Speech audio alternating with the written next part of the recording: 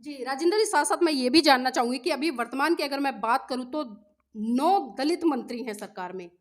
लेकिन वो 9 दलित मंत्री आखिर कर क्या रहे हैं? नीलम जी, इस पे किसी भी समानता चाहने वाले किसी भी उच्च वर्गीय जिनको अपन कहें, उस विधायक का स्टेटमेंट विधानसभा में नहीं आया, उस क्षेत्र के विधायक का स्टेटमेंट उस क्षेत्र में नहीं आया, वहां के सांसद का नहीं आया, तो फिर वो 36 कौम का साथ लेकर के चलने का ड्रामा करते हैं और हमें ठगने का काम करते हैं, वो चाहे किसी भी दल के नेता। तो हमारी आत्मरक्षा के लिए हम भी सामने से वार करेंगे, सीधी बात है। हम पे कोई वार करेगा तो हम भी वार करेंगे। तो हमने इस तरह का मैसेज दिया, हम भीड़ के साथ वहां पर गए और हमने लड़ाइयां लड़ी है। रिजर्वेशन में बीमारी क्या है? ये रिजर्वेशन में बीमारी यही है कि वो मरे हुए लोगों को छांट के लाएंगे। जैसे हमारे यहाँ एक केंद्रीय मंत्री भी है, देश के अंदर बहुत दलितों के ऊपर अत्याचार हुए, लेकिन केंद्रीय मंत्री ढोलक बजाता रहा, तंदूरा बजाता रहा। वो कभी अर्जुन मेघवाल कभी दलितों के लिए बोला नहीं, वो केवल मोदी का गुणगान करता रहता है और ढोल की बजाता है। मैं कहता हूं कि घोड़ी से पटकने वाले को आप 151 में अंदर क्यों करते हो, एट्रोसिटी एक्ट में अंदर क्यों करते हो? मैं कहता हूं उसको और ज्यादा दंडित करो और कड़े प्रावधान करें।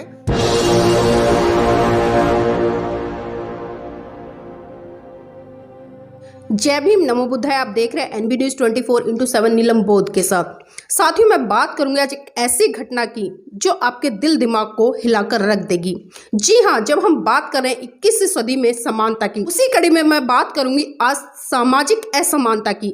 आज सामाजिक असमानता इतनी चरम सीमा पर है, चाहे हम क्षेत्र के आधार पर देखें, भाषा के आधार पर देखें, धर्म के आधार पर देखें या फिर जाति के आधार पर देखें। और इसका जीता जागता उदाहरण अगर मैं वर्तमान समय के में बात करूं तो हमें राजस्थान के अलग अलग गांव में देखने को बहुत ज़्यादा मिल रहा है, जहां पर कि घोड़ी पर चढ़ने की जो घटनाएं हैं बहुत ज़्यादा हमारे सामने आ रही हैं। और जब एक दलित वर्ग का युवा घोड़ी पर अपनी बारात को लेकर जाता है तो दबंगों के द्वारा किस तरह से उस दलित दूल्हे की पिटाई की जाती है, उसके पूरे परिवार का शोषण किया जाता है, उसको बुरी तरह से धमकाया व डराया जाता है। तो आज हम कैसे कह सकते हैं कि आज भी हम आज़ादी की खुली हवा में सांस ले रहे हैं। साथियों, अभी हाल ही की एक घटना है राजस्थान के उदयपुर का जो सालेरा खुर्द गांव है। तो मैं आपको पहले वो घटना पढ़कर बता देती हूँ कि घटना क्या है। घोड़ी पर बिंदोले निकालने की सजा, 25 दिन बाद भी दिल में दहशत, दरवाजे पर 24 घंटे पुलिस। आखिर मामला क्या है? मैं दलित हूँ तो क्या मैं आप जैसा दूल्हा नहीं हूँ? मैं उदयपुर के मालवी के निकट सालेरा खुर्द गांव का नरेंद्र मेघवाल हूँ। मेरे पिता रतन लाल चाहते थे कि मेरी बिंदोली घोड़े पर निकले। 27 नवंबर को निकाली थी। सब खुश थे, नाच गा रहे थे। तभी गांव के दबंगों ने पथराव कर दिया, मेरी बहन को लात मारी, कई लोग घायल हो गए। पुलिस के पहरे में विवाह हो गया, सब मेहमान लौट गए। लेकिन 25 दिन से पुलिस मेरे घर के बाहर और गांव की चौपाल पर अब भी बैठी है। मेरा परिवार, मेरा कुनबा और मेरे समाज के लोग आज भी डरे हुए हैं।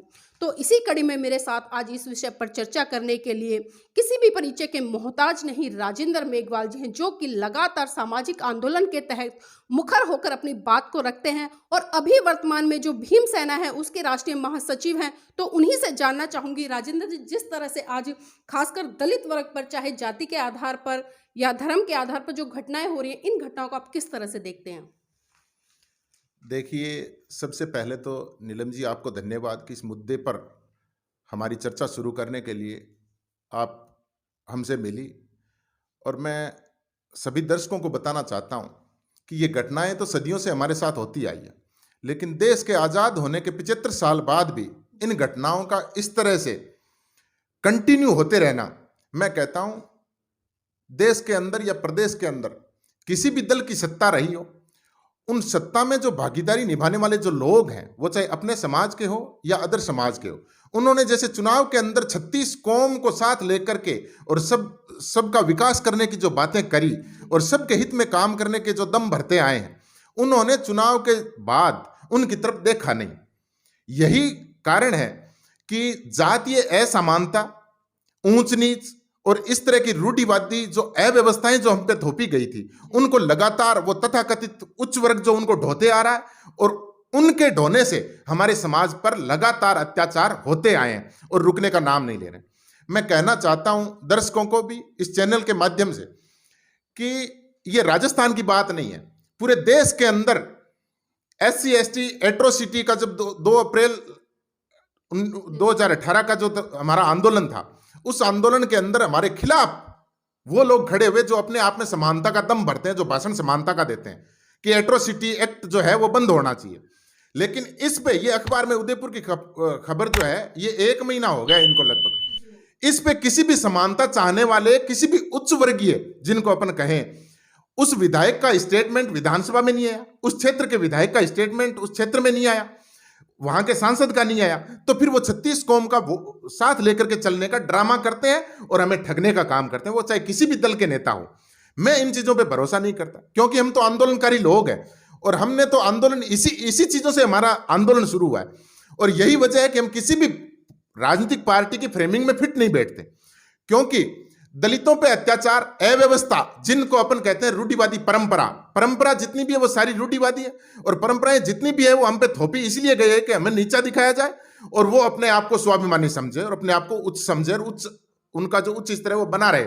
इसी तरह की जो अव्यवस्थाएं, अब घोड़ी पे दलित दुल्ला बन के बैठता है तो उनको क्या दिक्कत होती है।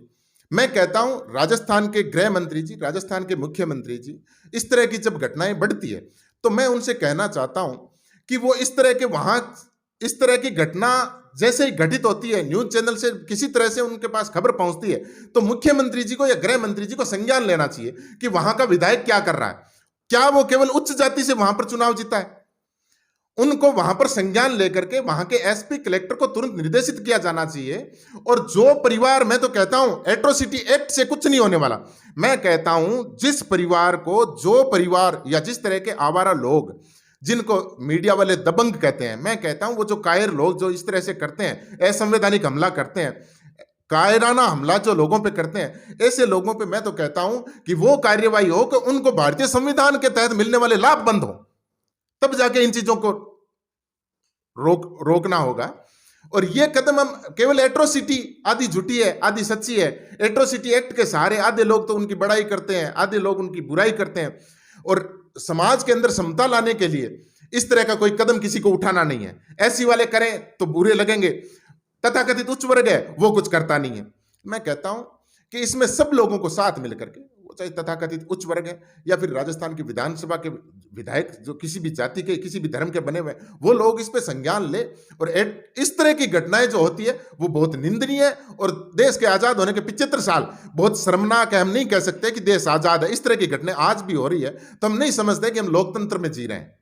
राजेंद्र जी, मैं ये भी जानना चाहूंगी कि जिस तरह से 2021 का जो आंकड़ा है, खासकर राजस्थान की मैं बात कर रही हूँ, उसमें 7028 घटनाएं ऐसी हैं जो कि सरकारी आंकड़ों में मौजूद हैं, और बहुत सारी घटनाएं ऐसी हैं जो कि सरकारी आंकड़ों में मौजूद नहीं है या जनता के सामने आ ही नहीं पाती, और आती है तो कहीं ना कहीं प्रशासन या सरकार या जो उच्च वर्ग के लोग होते हैं उनके मार्फत उनको दबाने का काम किया जाता है। तो जो ये 7028 घटनाओं का आंकड़ा है, इसको किस तरह से देखते हैं?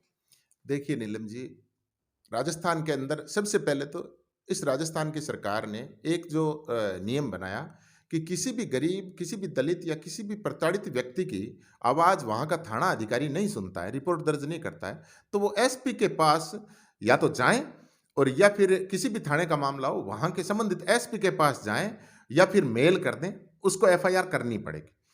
तो कुछ एक चीज़ें तो ये है कि हर शिकायत दर्ज हुई है। ये मैं इस सरकार का भी धन्यवाद करना चाहूँगा कि शिकायतें दर्ज हुई है। बात ये चल रही है कि घटनाएं घट क्यों रही है, इस पे अंकुश कैसे लगे। इसके लिए मैं कहता हूं कि सरकार अपने स्तर पे अच्छा कदम उठाए जिससे भी इन पे अंकुश लगे।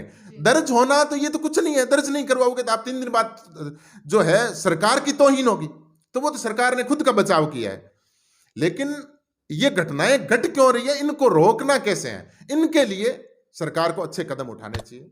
मेरा मानना है कि सरकार जो है वो अपने स्तर पर ज्यादा से ज्यादा बीट कांस्टेबल, एक गांव तक बीट कांस्टेबल होता है पुलिस का, वो वहां का अधिकारी होता है। उनको पता होता है कि 10 दिन बाद एक दलित परिवार में शादी है, उनको जाके पूछ सकता है कि आप घोड़ी पे बिठाओगे, तो वहां सुरक्षा का इंतजाम किया जाता है। मैं कहता हूं कि घोड़ी से पटकने वाले को आप 151 में अंदर क्यों करते हो, एट्रोसिटी एक्ट में अंदर क्यों करते हो? मैं कहता हूं उसको और ज्यादा दंडित करो और कड़े प्रावधान करें कि इस तरह की जो व्यवस्थाएं हैं जिनको आप दोहरे हो, जो देश की आजादी से पहले की है, तो फिर आपको ये संविधान के जो 17 साल पहले जो अपने को जो अधिकार मिले हुए हैं उससे एक्स्ट्रा, क्योंकि वो उसको मानने को ही तैयार नहीं है, उससे एक्स्ट्रा उनको कड़ी सजा का प्रावधान करने की जरूरत है इस वक्त। जी, राजेंद्र जी, साथ-साथ मैं ये भी जानना चाहूँगी कि अभी वर्तमान की अगर मैं बात करूँ तो 9 दलित मंत्री हैं सरकार में, लेकिन वो 9 दलित मंत्री आखिर कर क्या रहे हैं? नीलम जी, देखिए, राजस्थान के अंदर पहले तो मास्टर भंवरलाल जी कैबिनेट मिनिस्टर थे, राजस्थान में अच्छे दबंग नेता रहे। उनके दिवंगत हो जाने के बाद मंत्रिमंडल का विस्तार नहीं हुआ और हमारा दलित मंत्रालय नहीं संभाल पाया, मंत्री नहीं बन पाया और इक्के-दुक्के जो थे वो प्रदेश स्तर की छवि उनकी थी नहीं। जी। अब 9 मंत्री बने हैं, तो उनकी अपने-अपने क्षेत्रों में कहीं न कहीं पकड़ है, उन लोगों की है और अभी बने हैं, जैसे महीना भर हुआ नहीं, वो बने हैं। हम थोड़ा इंतज़ार करेंगे कि किस तरह से वो अपनी छाप छोड़ पाते हैं, किस तरह से वो समाज को जो है, वो समाज के स्वाभिमान को डेवलप कर पाते हैं, किस तरह समाज के अधिकारों की सुरक्षा कर पाते हैं। मैं मानता हूँ कि अब जो 9 मंत्री बने हैं, वो शायद सारे अच्छे पढ़े-लिखे लीडर भी हैं और अच्छे लोगों को बनाया है। मैं उनसे आशा करता हूँ और मुझे उम्मीद है कि वो लोग समाज के लिए काम करें, क्योंकि वो जो मंत्री बने हैं, वो दलित मंत्री बने हैं। जी। दलित मंत्री बने हैं और मंत्री बनने के बाद भी आप नीलम जी अखबार उठा करके देखिए, दूसरे दिन जो अखबार में आया, लिखा कि दलितों को मिली तरजीह, कमजोर थे इसलिए उनको ये मंत्रालय दिया, इस क्षेत्र में कमजोर थे ये मंत्रालय दिया, मतलब दलित होने की वजह से बने। तो फिर उनको दलितों को ध्यान केंद्रित करने की आवश्यकता है, दलितों की तरफ, कि वो दलितों की वजह से बने और दलितों के अधिकारों की सुरक्षा उनका पहला जिम्मा बन जाता है। हम इंतजार करेंगे 2-4 महीने, 6 महीने, किस तरह से वो अपना काम करते हैं, समाज को साथ लेकर के चलते हैं, समाज को मजबूती देने का काम करते हैं। जी, राजेंद्र जी, मैं ये भी जानना चाहूँ क्योंकि एक तरफ बाबा साहब थे, हमने बाबा साहब को भी सुना है और बाबा साहब कांग्रेस सरकार में ही पहले कानून मंत्री बने, लेकिन जितनी दबंगाई से उन्होंने कांग्रेस से इस्तीफा दिया और उसके बाद लगातार कांग्रेस सरकार हो या भारतीय जनता पार्टी हो या अन्य पार्टियां हों, उनके मंत्री भी आते रहे, लेकिन जिस तरह से बाबा साहब अपनी दबंगाई से बात करते थे, तो वास्तव में बहुत ही बड़ी बात थी। लेकिन अभी वर्तमान में मैंने राजस्थान के एक मंत्री हैं, उनका एक भाषण सुना था, मैं काफ़ी प्रभावित हुई। लेकिन मुझे ये नहीं पता कि जो उनका भाषण था वो खाली जनता के लिए था या वास्तव में वो बाबा साहब को इतने बड़े स्तर पर फॉलो करते हैं। तो आपको क्या लगता है, क्योंकि आप राजस्थान के रहने वाले हैं, आप उनको बखूबी जानते हैं, इस पर क्या कहेंगे?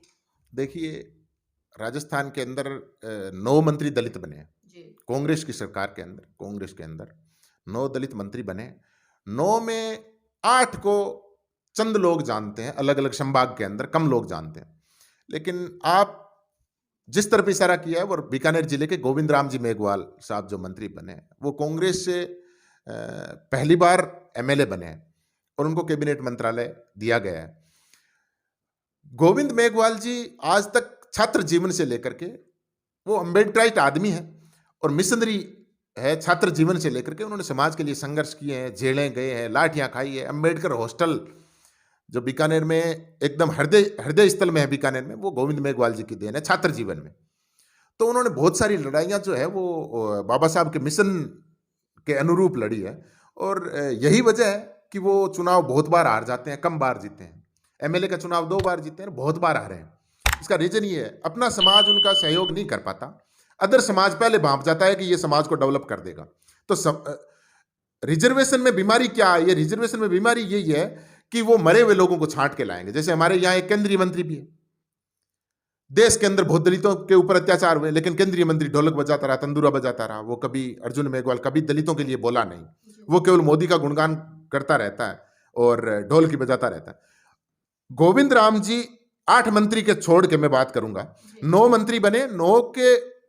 9वां मंत्री गोविंद मेघवाल जी एक ऐसा है जिन्होंने राजभवन से शपथ लेते ही बाबा साहब के स्टेच्यू पे गए, जयपुर के अंदर राजभवन से निकलते ही, और वहां बाबा साहब का उन्होंने